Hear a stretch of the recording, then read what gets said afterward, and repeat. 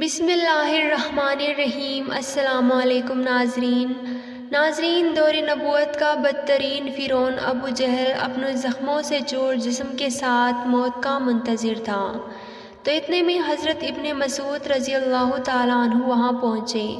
آپ نے اسے داڑھی سے پکڑا اور گردن پر پاؤں رکھ کر جو زور سے دبایا تو ملعون کی آنکھیں پھٹ پڑیں۔ کہا، اے دشمن خدا، تو فرعون سے بھی بدتر ہے۔ ابو جہل کی زبان کھینچی چلی گئی تھی، مگر پھر بھی تمسخر اڑانے سے باز نہ آیا۔ دوستو، یہ وہی ابو جہل ہے جس نے اپنی پوری زندگی پیارے آقا صلی اللہ علیہ وآلہ وسلم کو اذیتیں دینے میں گزار دی۔ اس کی موت اور اس کی لاش کا عبرتناک انجام کا واقعہ بھی اسی طرح بھیانک ہے کہ جیسے فرعون و نمرود کی ہلاکت کے واقعات ہیں۔ چنانچہ حضرت عبد الرحمن بن عوف رضی اللہ تعالیٰ عنہ فرماتے ہیں کہ میدان بدر کے روز دو نوجوان لڑکے معاذ اور موس رضی اللہ تعالیٰ عنہ میں سے ایک نے آ کر مجھ سے پوچھا، چچا جان، کیا آپ ابو جہل کو پہچانتے ہیں؟ میں نے سنا ہے کہ اس نے ہمارے آقا صلی اللہ علیہ وآلہ وسلم کو بہت دکھ اور اذیتیں پہنچائی ہیں۔ اگر آج وہ مجھے نظر آ گیا تو یا تو خود قتل ہو جاؤں گا یا اسے قتل کر کے دل کی بھڑاس نکالوں گا۔ میدان بدر میں گمساں کا رن تھا۔ یوں ہی مجھے ابو جہل دور سے نظر آیا، میں نے اس کی طرف اشارہ کر دیا۔ ابھی اشارہ ہی کیا تھا کہ دونوں لڑکے باز کی سی رفتار پر اس پر جھپٹ پڑے۔ ابو جہل اونٹ پر سوار پھرتیاں دکھا رہا تھا۔ انہوں نے جاتے ہی جو ہی اس پر پہلا وار کیا تو اس کا پاؤں پنڈلی سے جدا ہو گیا۔ اب ابو جہل کراہتا ہوا اونٹ سے نیچے گر پڑا۔ حضرت معاذ فرماتے ہیں، ابو جہل کا بیٹا اکرمہ جو اس وقت یہ منظر دیکھ رہا تھا، اس نے بڑھ کر ایک وار کیا جو میرے بازو پر لگا، جس سے میرا بازو کٹ کر جسم کے ساتھ لٹکنے لگا۔ میں اسی طرح لٹکتے ہوئے بازو سے لڑتا رہا، حتیٰ کہ جب اس نے مجھے تنگ کیا تو میں نے اسے اپنی ٹانگ میں دبا کر کھینچا اور جسم سے الگ کر دیا۔ موقع پاتے ہی حضرت معاذ رضی اللہ تعالیٰ عنہ نے ابو جہل پر دوسرا وار کیا۔ وہ اس شدت کا تھا کہ ابو جہل کے جسم سے خون پلید کے فوارے چھوٹ پڑے۔ ابو جہل کو جو اس حالت میں دیکھا تو سمجھا کہ ملعون اپنے انجام کو پہنچ چکا ہے، اور وہ دونوں برگاہ رسالت مآب صلی اللہ علیہ وآلہ وسلم میں حاضر ہوئے اور تمام واقعہ عرض کیا۔ ناظرین، تبری میں ہے کہ ابو جہل ابھی تک مرا نہیں تھا بلکہ موت کے انتظار میں تڑپ رہا تھا۔ جب معرکہ بدر اپنے اختتام کو پہنچا تو پیارے آقا صلی اللہ علیہ وآلہ وسلم نے صحابہ کو حکم فرمایا، ابو جہل کو تلاش کرو۔ حضرت عبداللہ بن مسعود رضی اللہ تعالیٰ عنہ بھی حکم کی تعمیل میں نکل کھڑے ہوئے۔ حضرت ابن مسعود فرماتے ہیں کہ آپ صلی اللہ علیہ وآلہ وسلم نے ابو جہل کی ایک نشانی بھی بیان فرما دی۔ آپ صلی اللہ علیہ وآلہ وسلم نے فرمایا، اگر تم مقتولین میں اسے دیکھو اور ابو جہل کو نہ پاؤ تو دیکھنا اس کے گھٹنے کی جگہ زخم کا نشان ہوگا۔ اور نشان اس طرح بنا کہ ایک مرتبہ میں اور ابو جہل عبداللہ بن جذان کی دعوت پر گئے۔ ہم دونوں لڑک پن میں تھے اور میں اسے ذرا دبلا تھا۔ وہاں کچھ معاملہ ہوا جس کی وجہ سے میں نے اسے دھکا دے دیا، جس سے وہ زمین پر گرا اور اس کے گھٹنے پر خراش لگی۔ زخم تو ٹھیک ہو گیا مگر اس کے نشان باقی رہ گئے۔ حضرت ابن مسعود رضی اللہ تعالیٰ عنہ بیان فرماتے ہیں، میں میدان میں جا کر کافروں کی لاشوں کو پلٹ پلٹ کر دیکھتا رہا کہ مجھے ایک جگہ خون میں لت پت ابو جہل نظر آ گیا، اس میں ابھی سانسیں باقی تھیں۔ پھر میں نے گھٹنے پر نشان دیکھا تو وہ بھی نظر آ گیا۔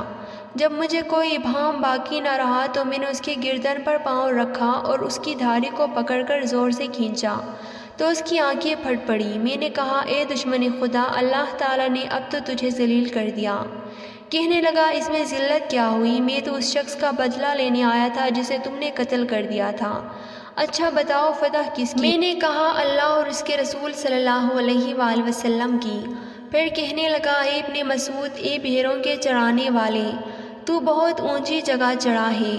دوسرا قول یہ ہے کہ حضرت عبداللہ بن مسعود رضی اللہ تعالیٰ عنہ نے فرمایا، اے ابو جہل، تیرا قاتل میں ہوں۔ کہنے لگا، نہیں، تجھ سے پہلے غلاموں نے اپنے آقا کو قتل کیا ہے۔ اور قول یہ بھی ہے کہ جب ابن مسعود رضی اللہ تعالیٰ عنہ اس کے سینے پر چڑھ بیٹھے تو آپ نے کہا، اے دشمن خدا، تو فرعون سے بھی بدتر ہے کہ اس نے غرق ہوتے وقت ہی کم از کم اپنی ناپسندیدگی کا اعتراف کرتے ہوئے انصاف سے کام لیا تھا، تیرا بھی وہی حال ہے، پھر بھی تو اس حالت میں گمراہی اور ضلالت پر اصرار کرتا ہے۔ اس کے جواب میں وہ ملعون کہنے لگا، تم اپنے آقا سے کہہ دو کہ اے محمد صلی اللہ علیہ وآلہ وسلم، میں اس دنیا سے رخصت ہو رہا ہوں اور میرا تجھ سے بڑھ کر کوئی دشمن نہیں ہے۔ یہ سننا تھا کہ آپ نے اسی تلوار سے اس کا سر تن سے جدا کر دیا۔ آپ نے اس کا سر اٹھایا اور تاجدار رسالت صلی اللہ علیہ وآلہ وسلم کے سامنے لا کر پٹخ دیا اور کہا، یا رسول اللہ صلی اللہ علیہ وآلہ وسلم، یہ رہا ابو جہل کا سر۔ پیارے آقا صلی اللہ علیہ وآلہ وسلم نے فرمایا کہ قسم ہے اس ذات کی جس کے سوا کوئی معبود برحق نہیں، یہ اسی کا سر ہے۔ آپ صلی اللہ علیہ وآلہ وسلم کا یوں فرمانا اظہار تشکر سے تھا، وگرنہ آپ صلی اللہ علیہ وآلہ وسلم اس ملعون کو بخوبی جانتے تھے۔ ابن مسعود نے عرض کیا، واللہ یہ وہی ہے۔ اس پر آپ صلی اللہ علیہ وآلہ وسلم اٹھے اور سر کے پاس جا کر کھڑے ہوئے اور خوب غور سے دیکھ کر فرمایا، یہ شخص اس امت کا فرعون ہے۔ اللہ رب العزت کا شکر ہے کہ ایک دشمن دین ہلاک ہوا۔ ایک دوسرا روایت میں ہے کہ سجدہ شکر ادا فرمایا، اور ایک اور روایت میں ہے کہ نماز شکرانہ ادا فرمائی۔ اس کے بعد آپ صلی اللہ علیہ وآلہ وسلم نے حکم دیا کہ ان کو فلاں کنویں میں ڈال دیا جائے۔ چنانچہ صحابہ کرام نے سرداران قریش کو ٹانگوں سے گھسیٹ گھسیٹ کر کنویں میں ڈال دیا، اور اسی طرح ابو جہل کے سر کو اور اس کے سر کٹی لاش کو بھی ٹانگ سے گھسیٹ کر کنویں میں ڈالا گیا۔ یوں 24 سرداران قریش کو اس کنویں میں پھینکا گیا۔ اس کے بعد آپ صلی اللہ علیہ وآلہ وسلم نے مزید 30 روز بدر میں قیام فرمایا۔ جب وہاں سے روانہ ہوئے تو اس کنویں پر تشریف لے گئے جہاں کفار مکہ کی لاشیں پھینکی گئی تھیں۔ حضرت عائشہ رضی اللہ تعالیٰ عنہ سے مروی ہے کہ آپ صلی اللہ علیہ وآلہ وسلم نے وہاں کھڑے ہو کر فرمایا، اے کنویں والوں، کیا تم نے اس وعدے کو جو اللہ نے تم سے کیا تھا ٹھیک پایا ہے؟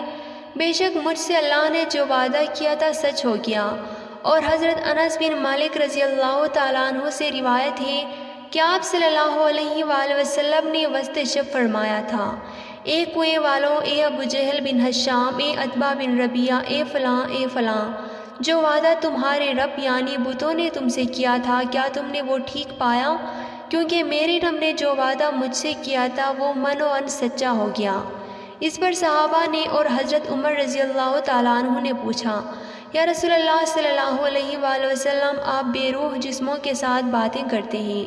تو آپ صلی اللہ علیہ وآلہ وسلم نے فرمایا، جو بات میں کہتا ہوں اسے تم ان سے کچھ زیادہ نہیں سنتے، البتہ ان میں جواب دینے کی استطاعت نہیں ہے۔ اور امام طبری نقل فرماتے ہیں کہ محمد بن اسحاق کہتے ہیں، بعض علماء نے یہ بات بھی بیان کی ہے کہ جس روز آپ نے گفتگو کی آپ نے فرمایا، اے کنویں والو، تم نبی کے اہل خاندان کے ہو کر اپنے نبی کے حق میں بدترین خاندان تھے، اور تم نے میری تکذیب کی حالانکہ دوسرے لوگوں نے میری تصدیق کی۔ تم نے مجھے گھر سے نکالا، دوسروں نے مجھے پناہ دی۔ تم نے مجھ سے جنگ کی، دوسروں نے میری مدد کی۔ اس کے بعد آپ صلی اللہ علیہ وآلہ وسلم نے فرمایا، جو وعدہ تمہارے رب نے تم سے کیا تھا اسے تم نے سچا پایا، میں نے تو اپنے رب کے وعدے کو سچ پایا۔ ناظرین، یوں ابو جہل کی جہالت اور ظلمت کا دور اپنے اختتام کو پہنچتا ہے۔ بے شک اللہ رب العزت کے ہاں ہر ظلم کے لیے دردناک عذاب تیار ہے جس سے بچنا محال ہے۔ دعا ہے اللہ پاک اپنے محبوب صلی اللہ علیہ وآلہ وسلم کے صدقے ہمیں اور ہمارے اولاد کو بھی کامل ایمان کی دولت سے سرفراز فرمائے، آمین۔